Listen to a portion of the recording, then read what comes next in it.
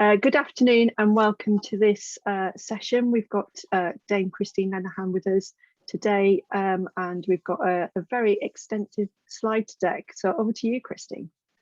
Thank you very much, Tina, and it's always an absolute pleasure to be with you all. I am just really sorry I'm having to do this down a screen in the offices of the council rather than being with you in person.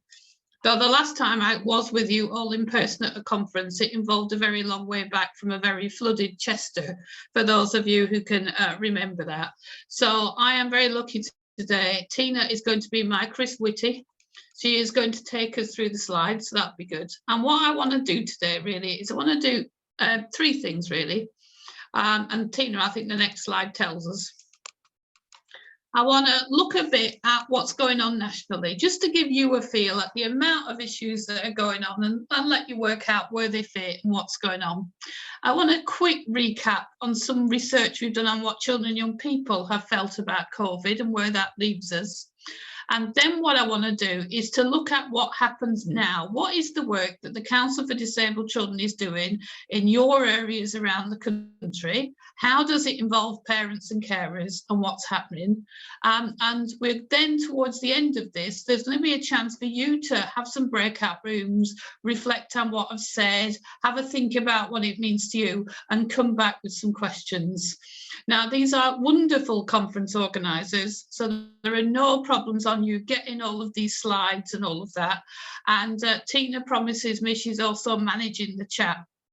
I'm going to do my best not to talk in initials and acronyms.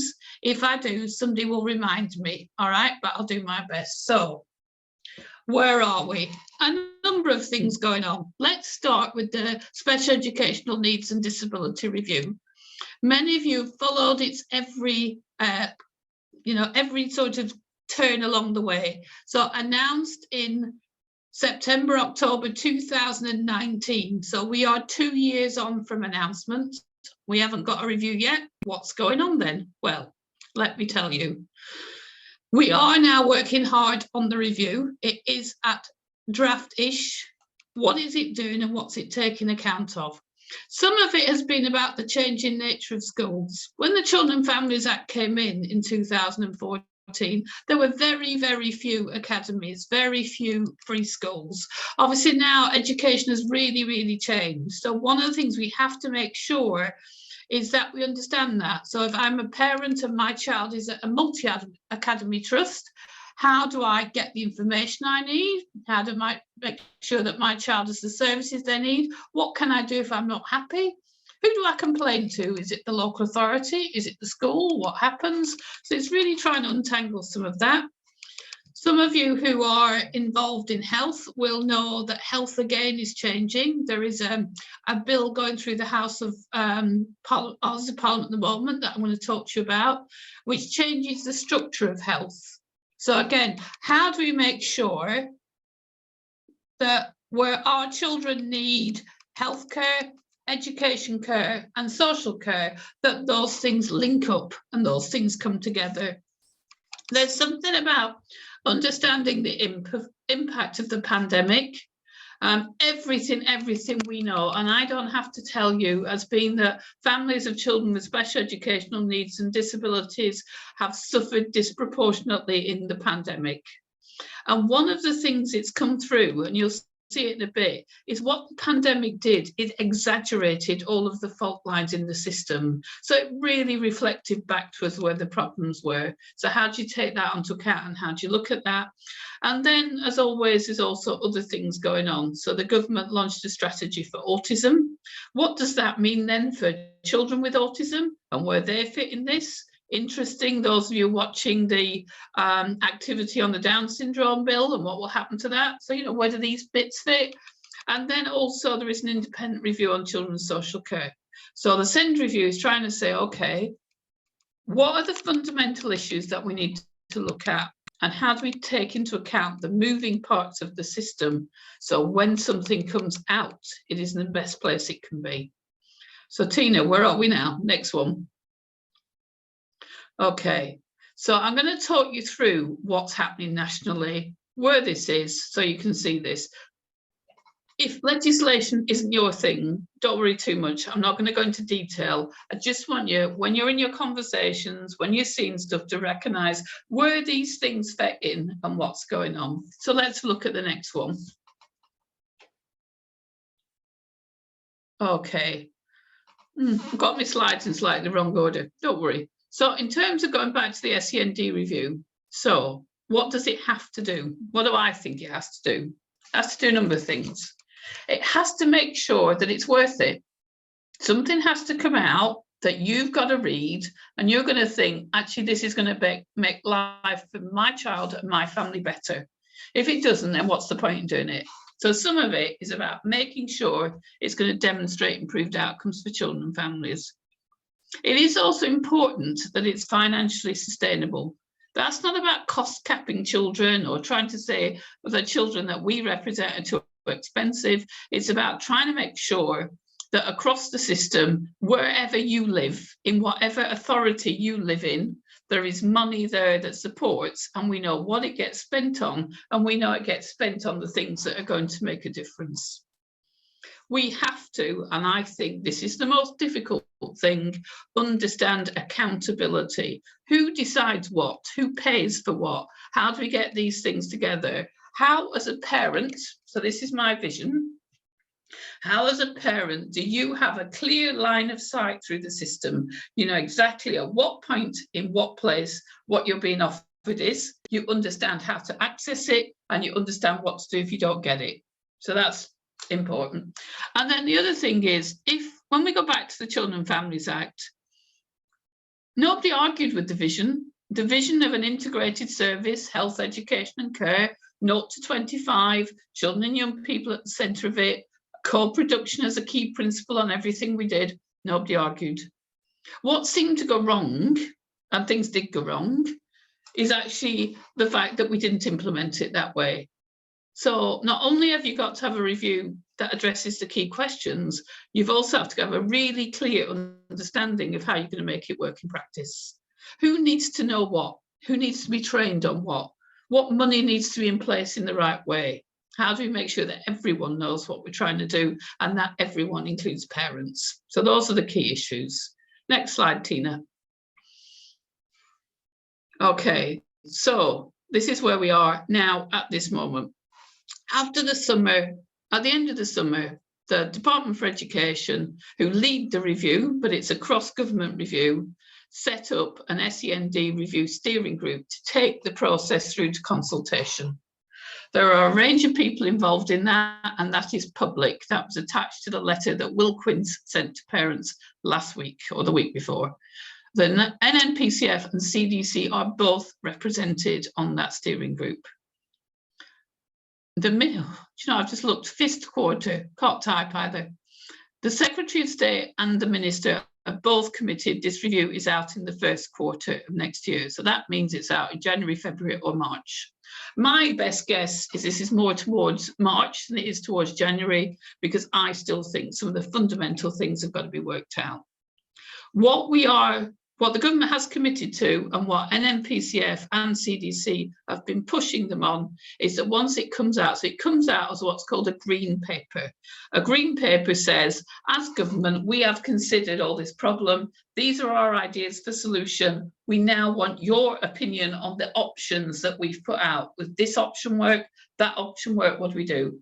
And then once the consultation's happened, the options come back, it's considered, and the government also has to decide on whether new legislation is needed to make it into practice. So it's going to be really, really important that people are involved in the consultation. So usually a public consultation on a bill is 12 weeks. That's what we are envisaging.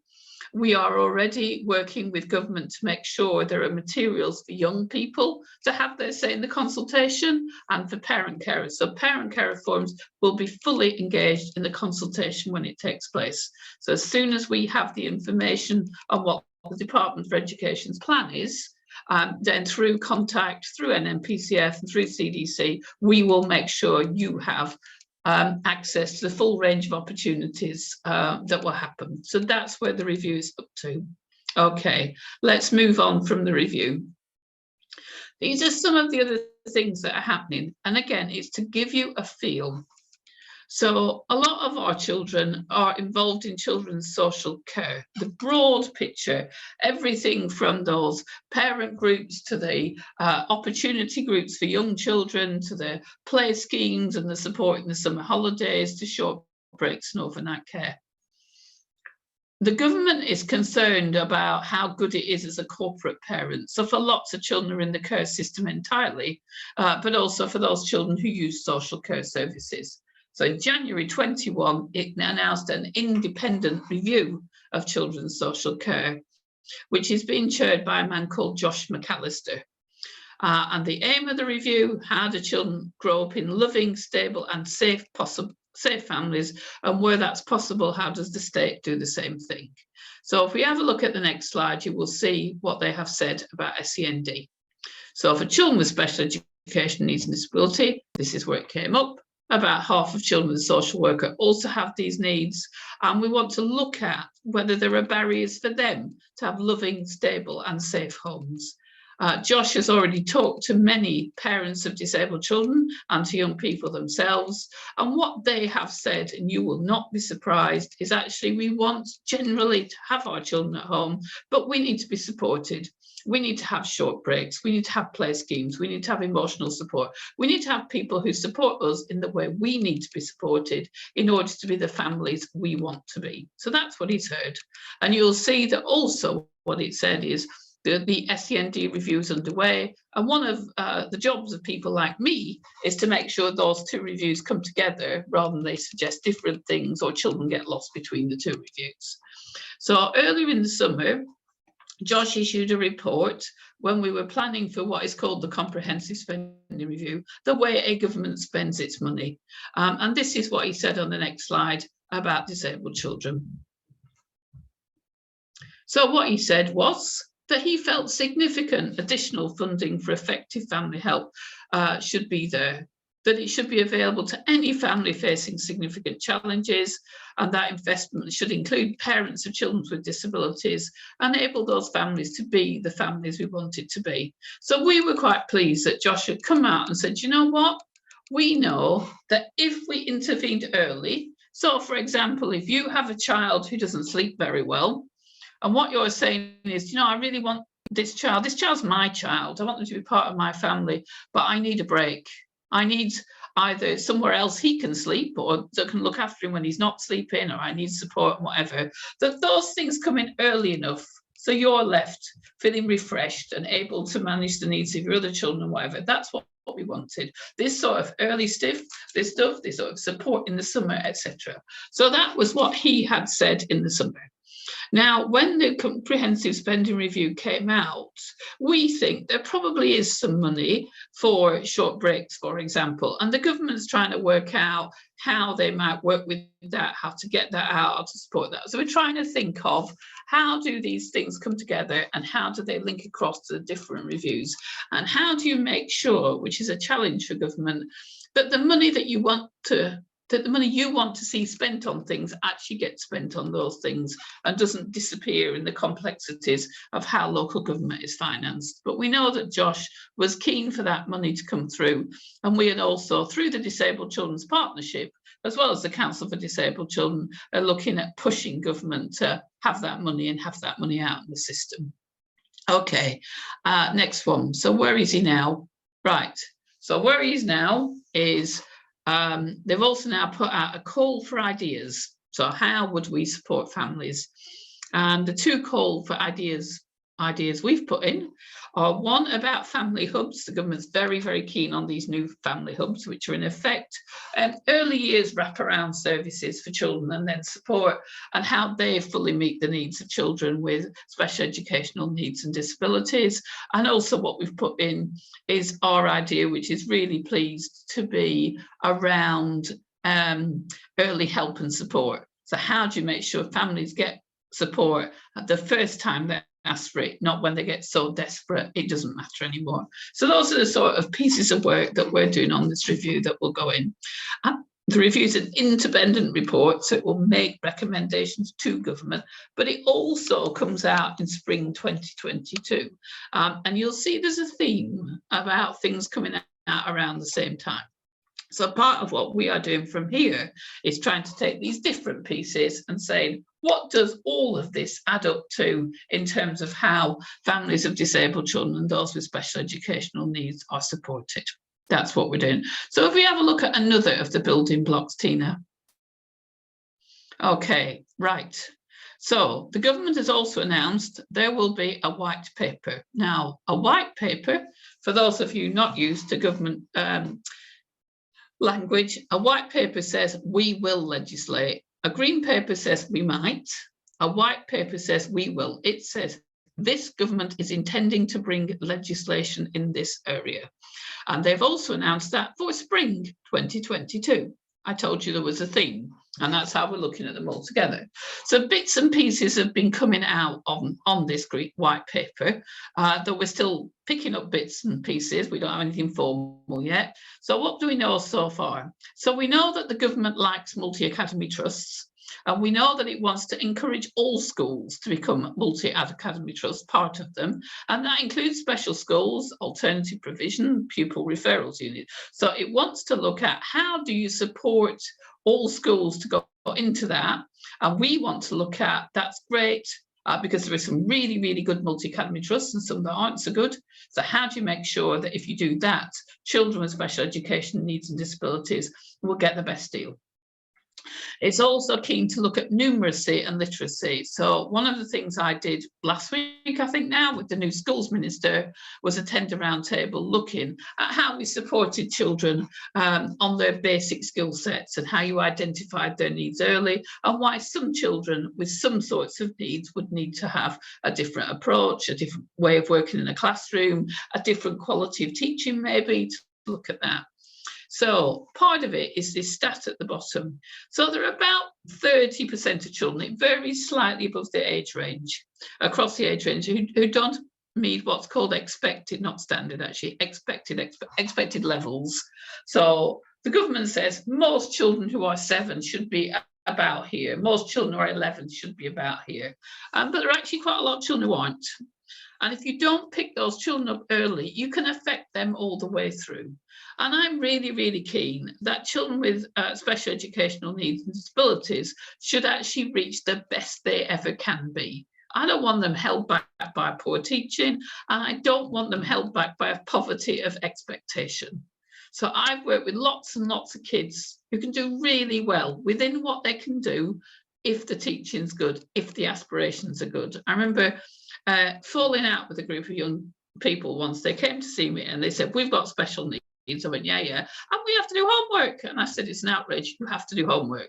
Just because you're special educational needs, you still have to reach expected levels, you still have to do what you can do, because I know you can do it. And I know that part of our journey in working with you as children is to give you the best opportunities of the choices you can have as an adult. So the schools white paper, bits and pieces of information coming out. As these things come out and we understand more about what they do and what implications they have for children, we will work with NMPCF and we'll work with Contact and a whole range of agencies to then produce briefing papers for people to say, by the way, don't read all of it. This is what we think it means for your children, and these are the bits of it we like, and these are the bits of it we're going to ask questions about. So that's coming as well.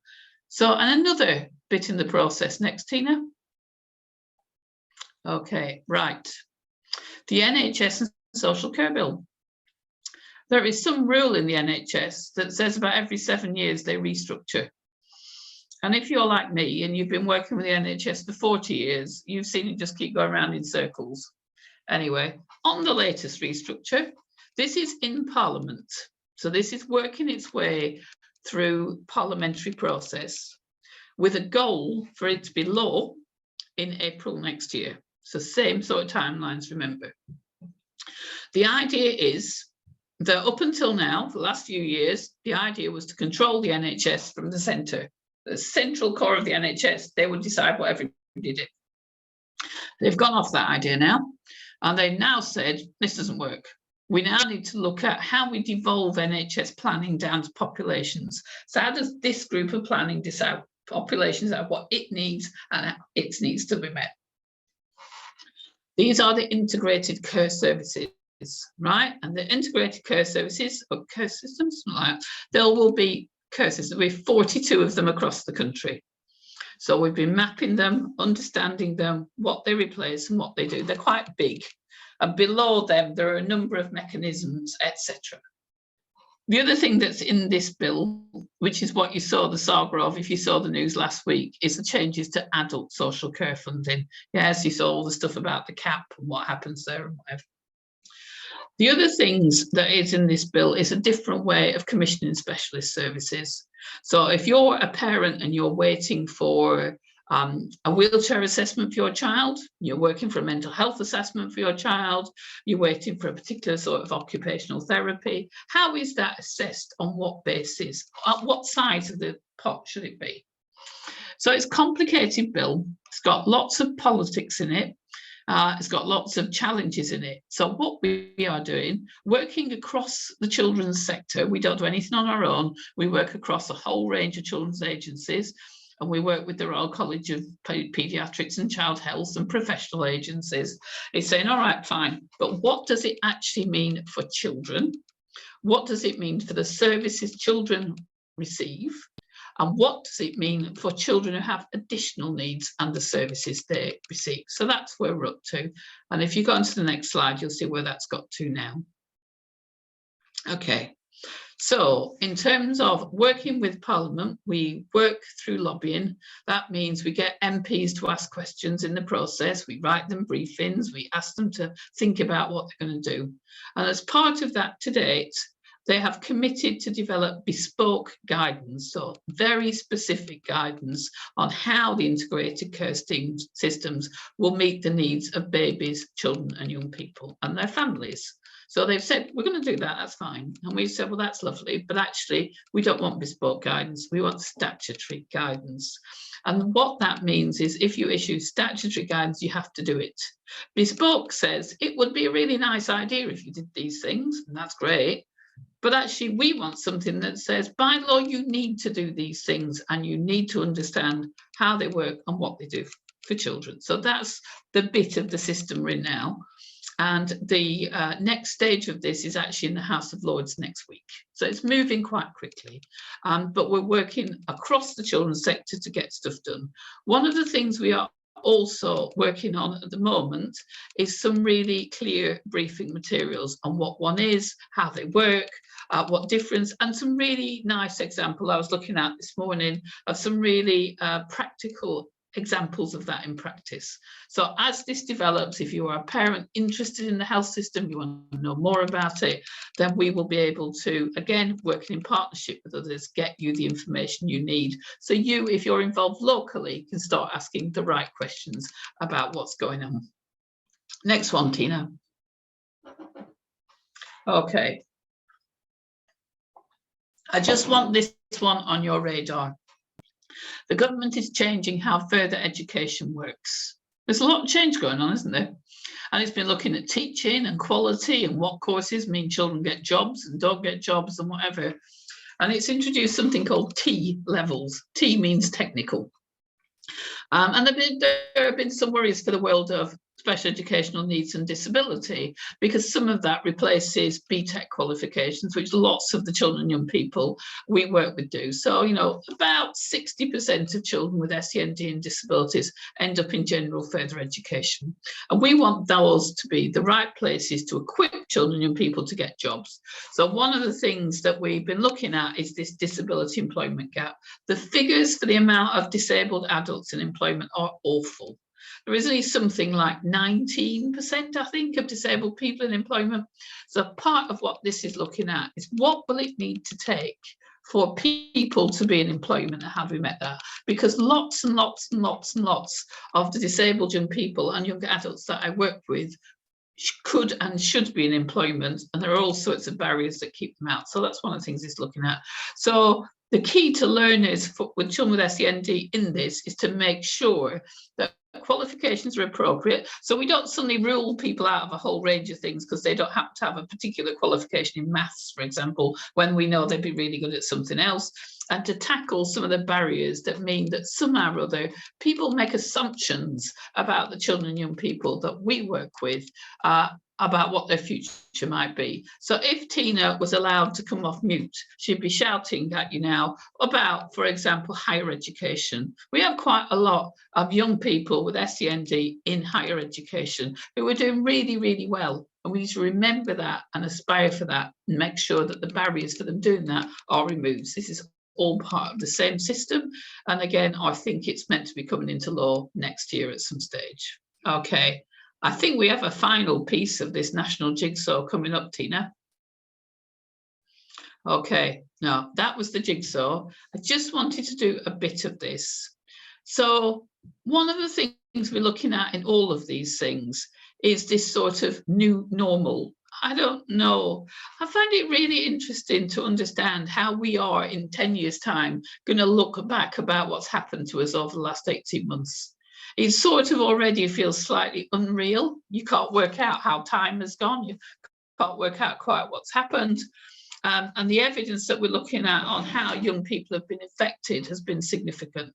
So try and have a think about what is it we know about how young people were affected. And also where we made changes because of the pandemic, is there anything also about the changes that we made that actually we might want to keep? So what is it we looked at? So we did this piece of work. You see, we looked at children, young people, focus groups, parents and carers to look at, okay, give us some headlines. So hopefully the headlines I'm going to show you over the next, few slides will reflect with you and you will see that they mirror. If not, it'd be interesting to know. Let's have a look. Next one. Okay, so these are our big things, big headlines of change. Not surprising, is it? This social contact and family relationships, yeah, isolation and missing family. So these issues about the big thing for me is this significant loss of confidence.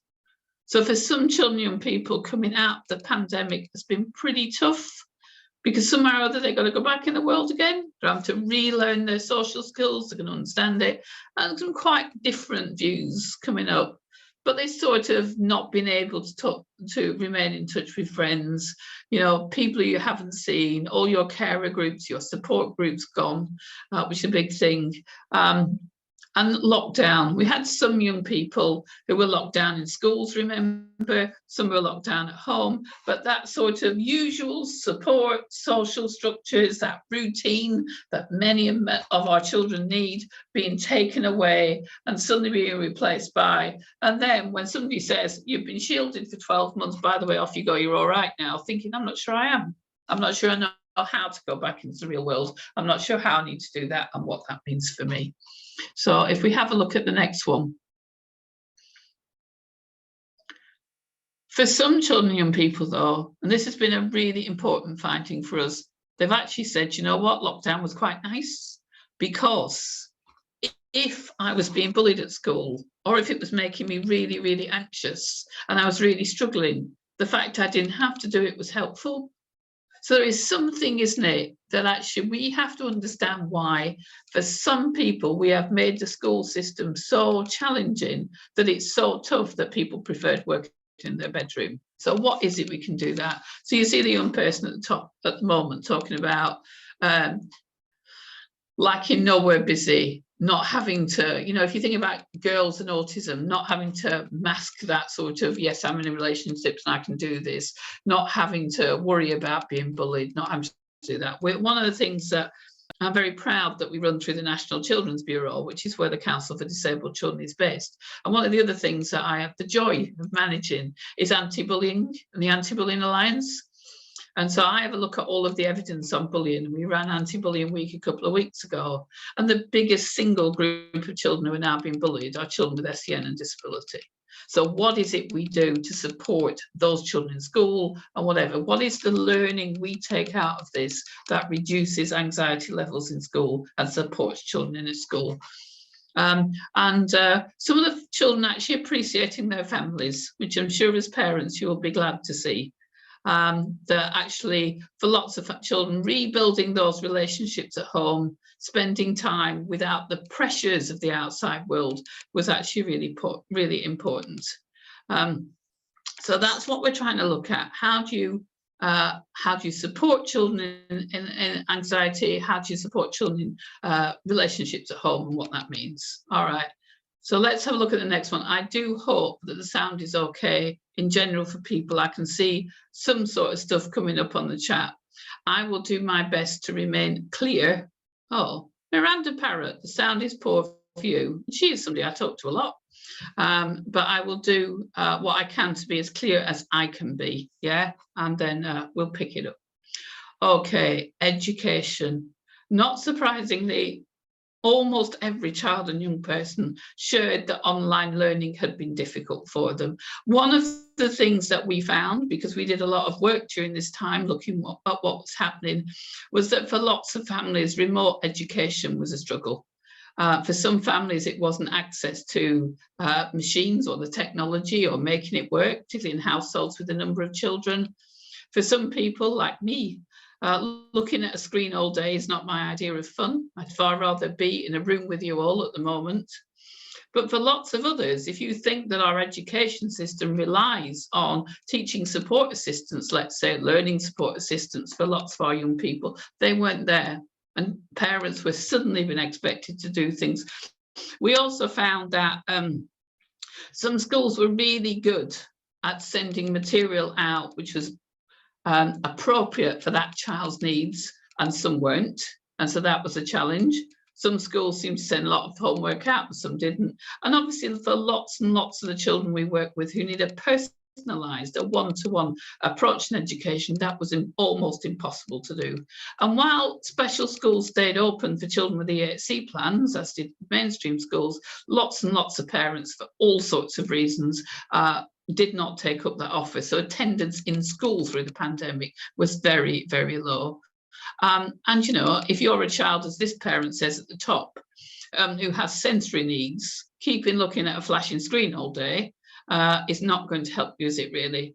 And, you know, lots of young people stood back.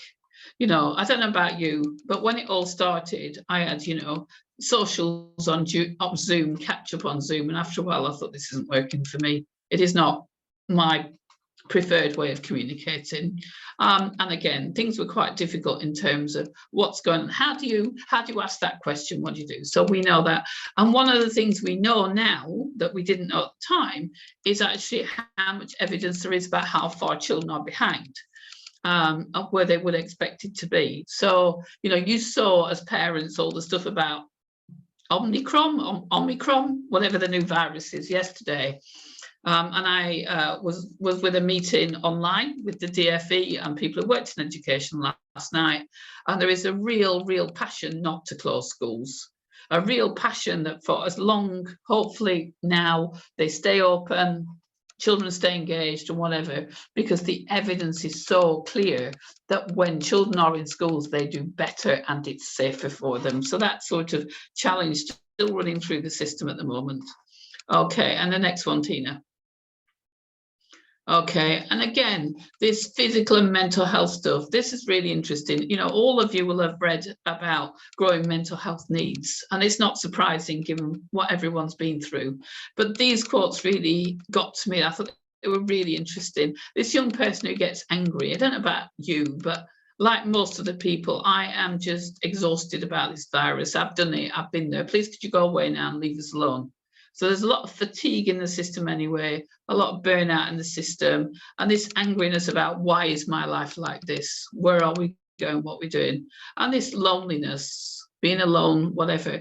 But I quite like this young person at the back, at the bottom. They are really reflective young people, reflecting on my behaviour, beliefs and thought systems. I've had the time to reevaluate if the people in my life are causing me more good than bad.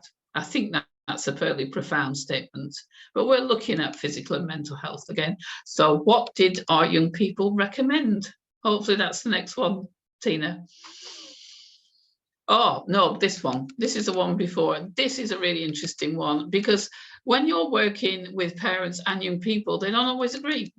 And I quite like this. So this is obviously, you can see this young person. During lockdown, I didn't have anywhere to go. It made me calmer. My parents now think I'm less able to socialise, going back to that, what does the real world look like? And are encouraging me to come out of my room. They think that I'm less able to cope. However, my parents might think that, but I think I'm okay. So I just thought that was a really interesting one. This is fairly common as well, this, about young people who are saying, do you know what, I quite like it here. Let me move at my own pace. Whatever you lot want to do is okay, but I want to move at the pace that works for me. All right, next one, where I think, yes, the recommendations come up. So this is what this survey said. This is what's gone in. I don't think this is any different from any of the other surveys that happened, but I wanted you to see it. That emotional, social, and mental health recovery are key. We have to recognise the trauma that people went through and deal with that.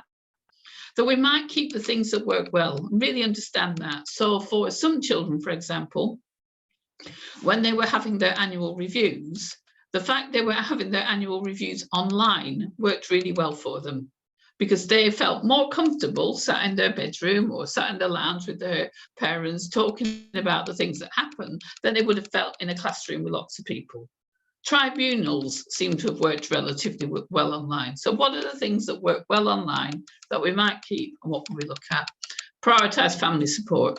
Understand that it's not just children that were impacted, but families who also often didn't get the therapeutic services that need, regularly did not get the family support they need. So how do we do that? And funding again as well.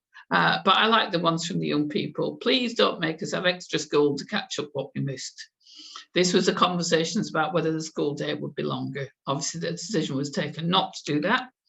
And the priority on re-engagement. And this issue here, which is key, this is not about pretending it didn't happen and let's go back to pushing them. This is about understanding. So that's, I would be surprised if any of this does not reflect with you, but I wanted you to see that the piece of work have been done. All right. However, lots of things happen nationally, but in the next section, before we have a bit of a break, I wanted you to look at the work that the Council for Disabled Children is doing locally in areas around the country, and show you how we were involving parents and carers, but also to show you the sorts of things we're working on and why we get called in. So let's have a look, Tina. All right, and this is why. Because however good the SEND review is, even if it's the most wonderful document that we all agreed on, it's highly unlikely, it's at least 18 months away in terms of making a difference. By the time it comes out for consultation, by the time that consultation finishes, and the government then say, okay, well, because you've told us this is how it's going to change, and then put those changes into place. So that doesn't mean we're not going to do anything for the next 18 months, because actually you can't do that with children and families. You have to keep working. So let's look at the examples of what we're doing now. Let's proceed, Tina. Okay, this is the first one. So again and again, so what happens is the Council for Disabled Children has a contract with the DfE. So they pay us. And what we do is we work in local areas, usually where there is a written statement of action. So the local area has been inspected. And Ofsted and the Care Quality Commission have said, you know what, it's not good enough. There are some things you need to work on. And these are the commonest problems. So the biggest common, why does a strategic outcomes-based framework matter? You can think, what's that woman whittering on about? It matters because unless, as a local area, you know who your children are, what you want to achieve for them and what matters, you're never going to do it. So quite often what we end up doing is going in and we say, let's get parents, local authority, health, schools, all sorts of people in a room and work out what does a good life look like for children and young people who live in this area, and what should each service do to contribute to that. So if we know that a good life is being healthy, that's a common one, how do we make sure that the health system is working at its best to help being healthy? And if you think being healthy also means sports and youth and activities and swimming, how do we make sure that they're involved? So that's what we start to look at. And what we look at is data and evidence as well. You would not be surprised, I don't think, to know that in many of the areas we go in and we say, how many children with SEND have you got? They don't know. And we said health, how many children are you working with? And they say, well, and so quite often what we're having to do is to bring all that information together and say, okay, our belief now working with you is this is how many children you've got. This is where their needs are now. These are the steps to get better.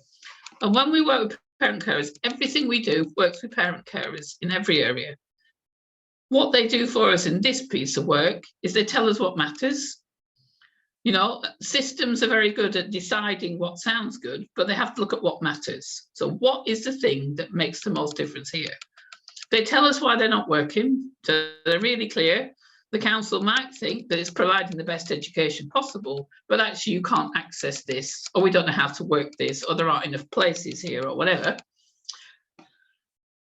We help families and they help us to understand what the data means. And what I mean by that is if we're telling a story of improvement and we need to look at whether this area is improving or not, what's the evidence as a family you want to know that actually shows to you that improvement is happening? Is it about the number of children who are accessing short breaks? Is it about play scheme places? What's it about? What does it look like? And then how do you want to be told it? So the biggest problem often that we see where local areas in trouble is because communication's completely fallen apart. The council says, but we're doing all these wonderful things. And the parents say, well, they might be, but nobody's told us about them, so we don't know. So it's about how do you then bring that together and make sure that data is communicated meaningfully and people can access it. So how do you decide whether you could access a social worker and where they are and what they might help you? How about your SEND information advice and support service? Do you know it exists? What does it do? If you think about it, a lot of this comes back to the local offer and whether you know it exists and whether it works and what happens. And certainly one of the things from a CDC perspective we want at the SEND review is to have a much clearer, stronger, transparent local offer which has minimum standards attached. So that's one of the things we do. Let's have a look at another of the things we do. Okay, joint commissioning. So joint commissioning is really quite simple in theory. It says almost all of the children that we now work with need support from more than one agency. So it's not just health that can meet their needs or just education or just social care. Ideally, they need to work together to bring education, health and social care in the same place with the same pot of money to deliver joint outcomes. The theory is really simple, the practice is really complicated. So what we say is, if you've got a strategy that says you want your children to be as healthy as possible, this is what it needs, and this is what it needs in terms of money. We collect good practice examples from around the country, and so we say to people, this isn't our idea, but if in this area they can do it like this, and in this area they can do it like this, what works for your area? You know, you might be an authority of the city, you might be in a huge rural county, you might be tiny, you might be big, so you can't just say this is the way it does it. But what we can do is we can say, these are some examples of what happens. Let's work out with you what's going to work for you, yeah? And in doing that, we help people understand what they've got that's going to help them and what's missing. And with families, what we are really clear about, and the role of parent carers is we are clear that the priority of families has to be key to the strategy. So the strategy might have wonderfully complex stuff in it, but if it's not going to make a difference to the outcomes of children and families, then it is not a priority. So what does the priority look like? And then how do families want to access? So this comes back, doesn't it, to understanding co-production. Co-production is not about saying, by the way, families, we've made all these decisions, what do you think about them? It is about starting from the outset and actually having really difficult conversations with people and saying, these are our options, this is our money. How do you want to be involved? What do you want to do? At what stage do you want us? You know, on the other hand, co-production is not about using tired parents as a free pair of hands or a free thinking space. So how do you get that done and what it works? And some of it is this confirming and challenging. So strategic leaders might say, we believe that parents in our area want this. This is really important. But the parents will say, no, do you know what? That's not what we want. We want something else. So it's about keeping the channels of communication open to make sure that that's what's going on. I don't know why you're getting a tapping sound, folks. Again, I'll do my best, but technology is not my strong point. Tina, let's carry on. Okay, this is the other thing, right? So what is a pathway? Pathway is language. Oh, if you type in with your microphone on, stop doing it. That's the message there. Pathways are health language, but what they actually mean, oh, look at that, works. It's actually saying, okay, let's take two of the commonest ones we'd work on.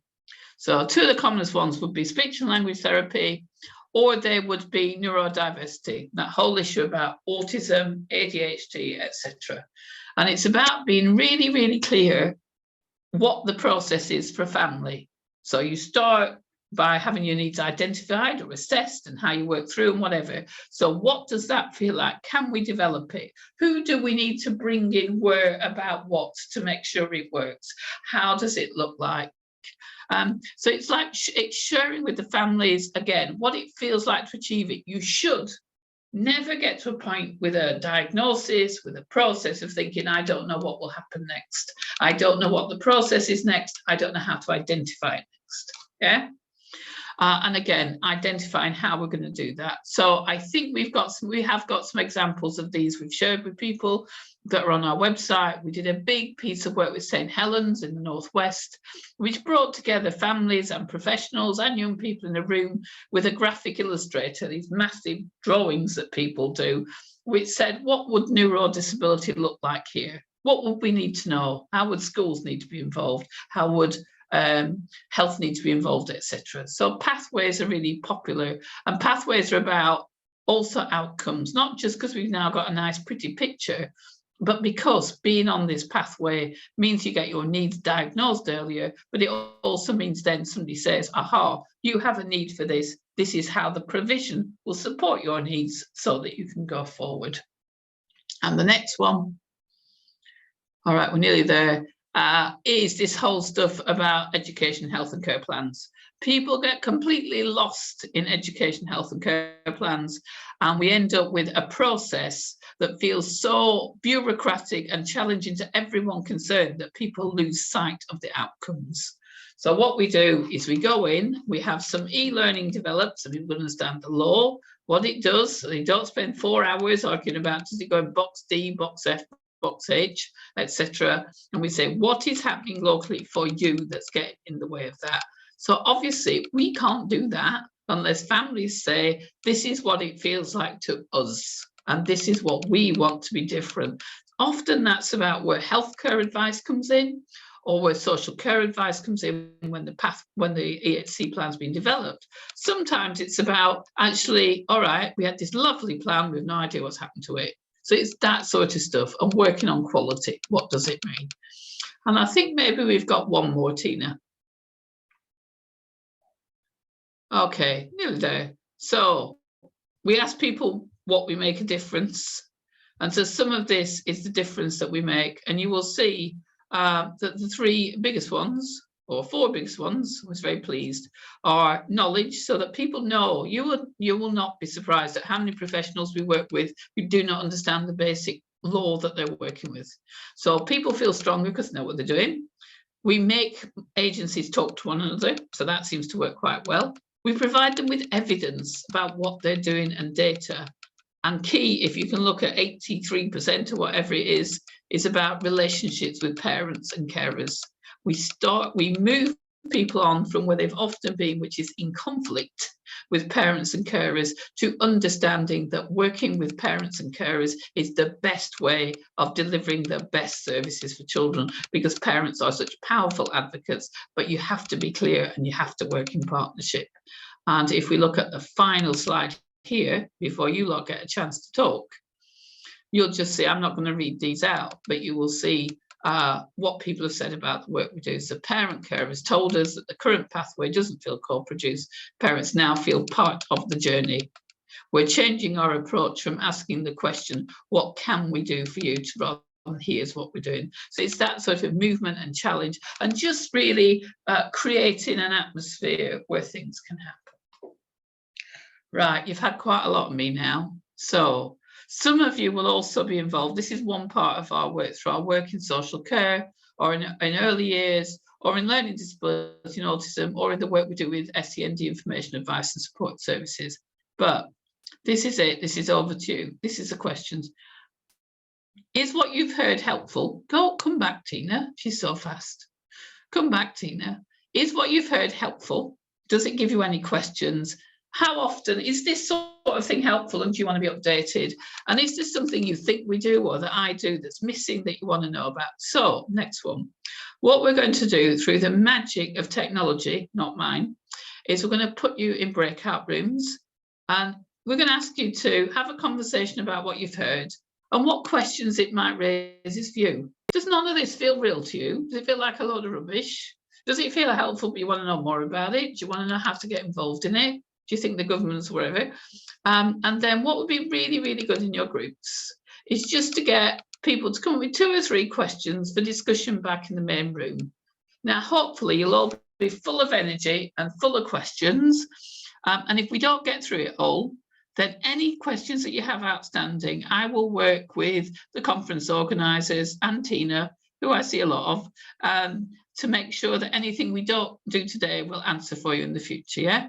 So we're going to put you, by the magic of technology and probably the wonderful Helen Reid, into breakout rooms for you to have a chat. All right, and you will get all these slides. If you think I've been given too much information, this information will come out to you, so don't worry.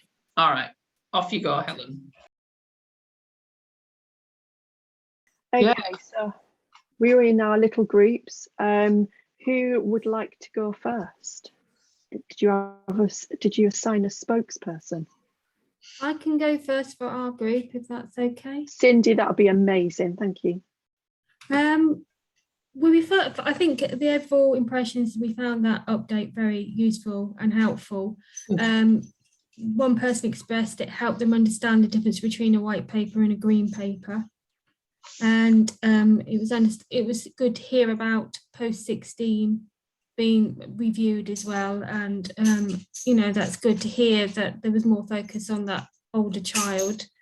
The questions, I suppose, were roughly around, with the SEND review, is it just merely tweaking what's already there, what they already should be doing and not doing already? And is it just merely tweaking, and will there be any funding or accountability around that SEND review when it does come in? Why there was such an emphasis on maths and academies, why there's such a push for that, and if they need to look at maths to make sure they are accountable around SEND children. Yeah. And it seems like disabled young adults are kind of lost in the social care review completely, because it's such a focus on older people and rather than young adults with disabilities.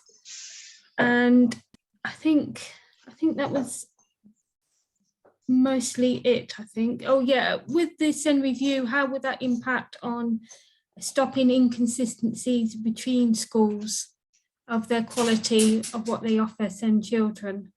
Because some schools do it really well, some schools are really poor. So I think that was the main points we brought from our conversation. Do you want to go around, Tina, and then I'll sort of group things up as we get on a bit, yeah? Yeah, so Ruth's got her hand up. Yeah, we got a bit confused now because we didn't know if we were supposed to have somebody coming in or what, so we just got on with it.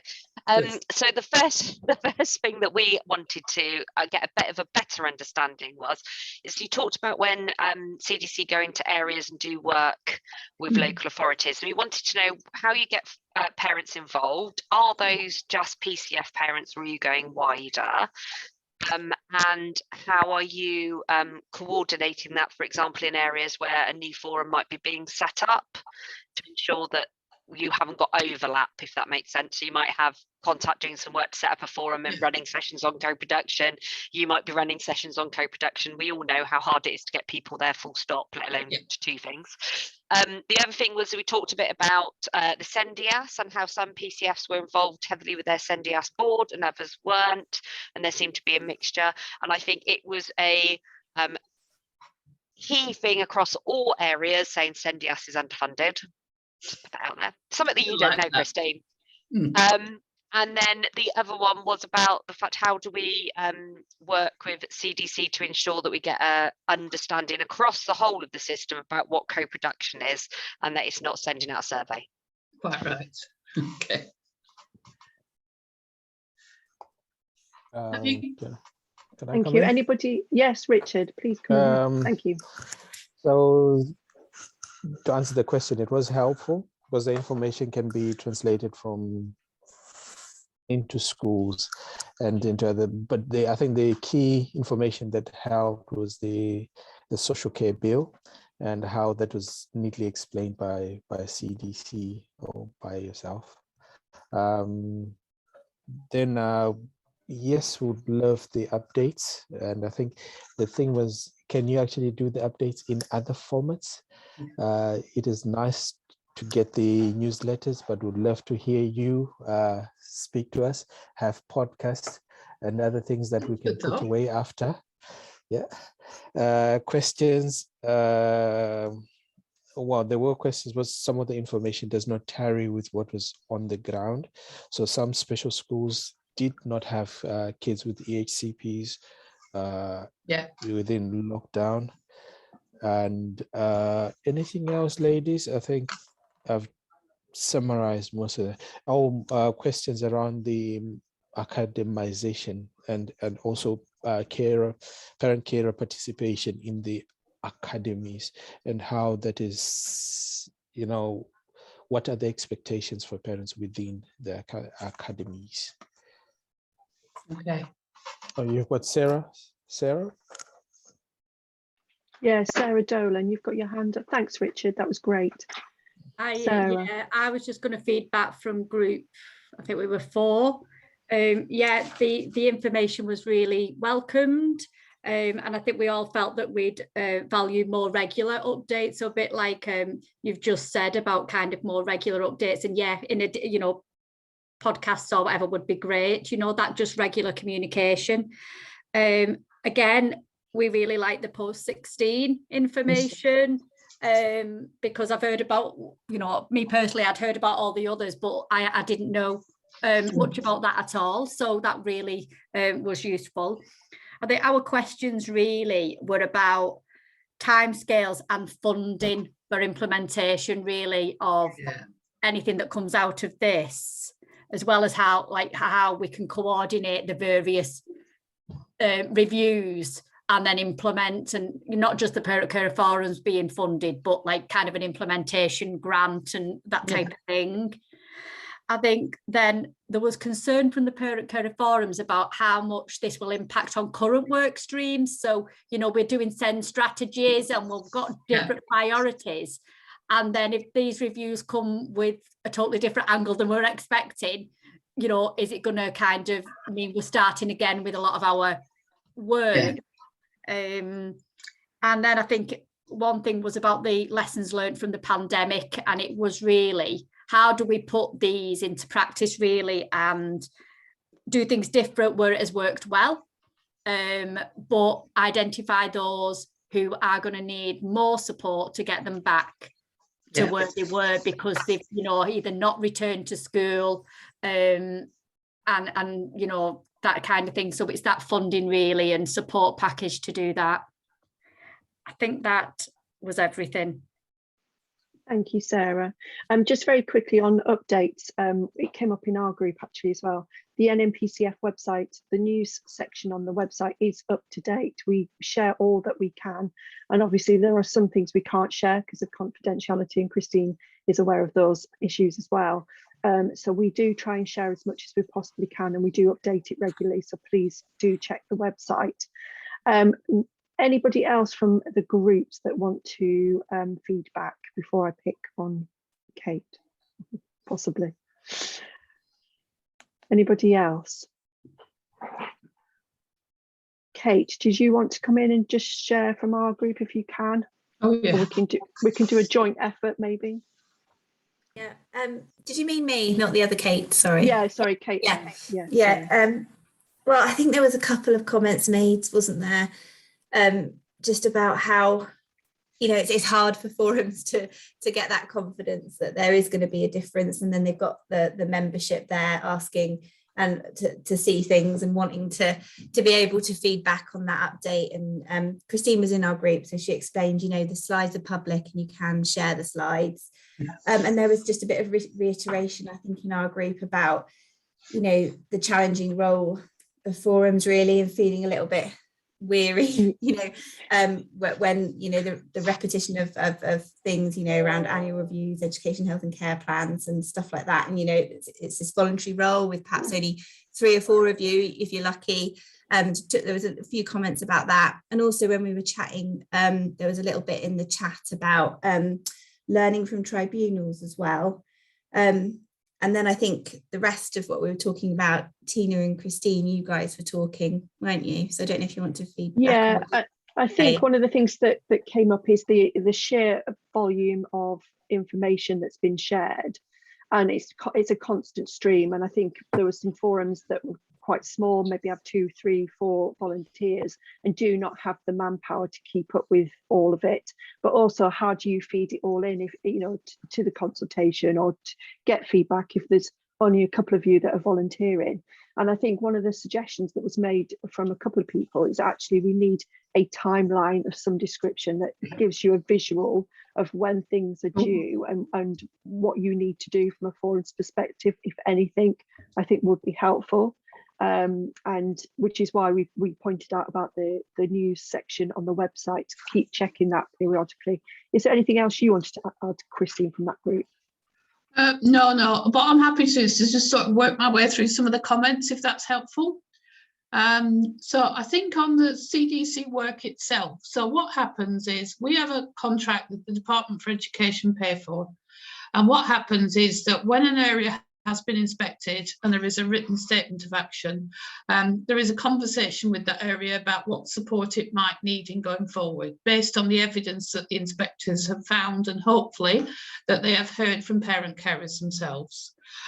So we then have to put a proposal in and say, okay, we've got 3 days or 4 days or whatever to work in this way. When we go in, we make it a requirement of going in that we have to talk to the parent carer forum, that we're not going to do stuff behind their backs or whatever. And that because we have a contract already that works with all of the SEND information advice and all the SENDIAS services, that we will work with them. We take advice from the local area about who we talk to, so who's around and who we talk to and whatever. That's part of what we do. But also we work with contact about what areas we're working in. So in some areas where there've been a lot of challenges, sometimes contact have gone in and then somebody has said, you know, CDC needs to work in here as well. In other areas we go in and we're clear about that. We don't always get it right, but we do our best in terms of working with parents from the outset and understanding in every piece. So for example, if you think about the outcomes stuff, sometimes what professionals will say to us is, well, we'd like to have a session before the parents join us, so almost we can get it sorted out. And then we say, you know what, all our evidence tells us that doesn't work. Unless you have the parents in from the outset, this isn't working. So that's part of how we work and what we do. So we're hoping that that part of our learning works. Doesn't mean that parent care forums always agree with what we're doing either. So I'm not saying that everything is always easy, but what's important is to have the conversations. In terms of the other things, I've never done a podcast yet, Tina. So I am very happy to look at how we do stuff in other formats, because there is going to be a lot going on. So we do need to think about it. And I'm really, really keen that we use the very precious time of parents in the way that's going to make the most difference. Yeah. And we work to do that. The school stuff's really interesting. It's one of the things that we've been working on, and you'll see from the review group that's Tina was talking about, that the Confederation of School Trusts, which is one of the big people who represent multi-academy trusts, is on the review. And we're really, really keen to understand how they work and what they work, and make sure that families of children with SEND are engaged. So, for example, should there be a governor of a school or a trustee who specifically looks at SEND? Should that be part of how it works? So one of the things that a lot of the multi-academy trusts themselves are saying is, actually, do you know what? We need national leadership in SEND. We need in each trust somebody who leads on it and whatever. So it's trying to sort of think through how those ideas work and what's happening, and how parent carers are involved, and making it really clear for parent carers, when is it you go to the local authority for support, when is it done. With our work on SEND information advice to SENDIAS services, we are really, really keen that SENDIASs and PCFs work together. We think there is no reason why they shouldn't. And a number of you, and I can see Miranda Parrott now on the screen, will remember that we've been doing this work for a number of years. And part of it is, to be honest, each time the personnel change, the parent carer leaders change, or the service changes, it almost takes us back, because so much of it is built on relationships. And one of the things that's been one of our real targets for SEND information advice and support services we've just been working on is also to get those services joint commissioned. So health money is coming in and social care money is coming in, so we make those works. So if you have got examples, we do. So if you have got examples where you think that PCFs and SENDIAS could be working together and they're not, then let us know, because we can work and we can come together on that. So we will be looking at that. I think, I can't remember who asked. Oh, good. Ruth said that. Good. Thank you, Ruth. The other thing is, to be honest, the SEND review has to make a difference, because if it doesn't, there's no point in it. And we've been working for 2 years to try and make a difference. So it can't just tinker around the edges. It has to look at accountability. It has to look at pay, and it has to look at consistency. Wherever you live, the quality of your child's support should not depend on your postcode. It should depend on a system that underpins it and is there. That's where we're trying to go. Doesn't mean it's easy. And what I would say is, one of the things I would like you to focus on, as soon as Tina and I know when the things coming out and the consultation process, good. Yes, you can. Anything. So yes. Whoever's managing the chat, come back to me on some of these things on SENDIAS, and we'll get it from you. Yeah. I'm and Daisy, who runs our SENDIAS program, will be delighted to talk to me. So we are trying to make sure that this review makes a difference. And one of the things we keep doing, so I think one of the roles that certainly NMPCF have on the group, and certainly I take is my role in terms of working closely, is to keep saying that all sounds very well, but what difference will it make to children and families? So that's what we are trying to do as we work forward. And what I will also try and think about, working with Tina and others, is how also we try, as we move forward, to get some of this out to you in sort of bite-sized pieces, so we have a feel. So one of the things we're trying to work out is, what are the questions that matter? I think whoever talked about young adults and social care is absolutely well. You know, you would not know from the coverage, would you, that adults from 18 to 65 also need social care? You would only think it was about elderly people.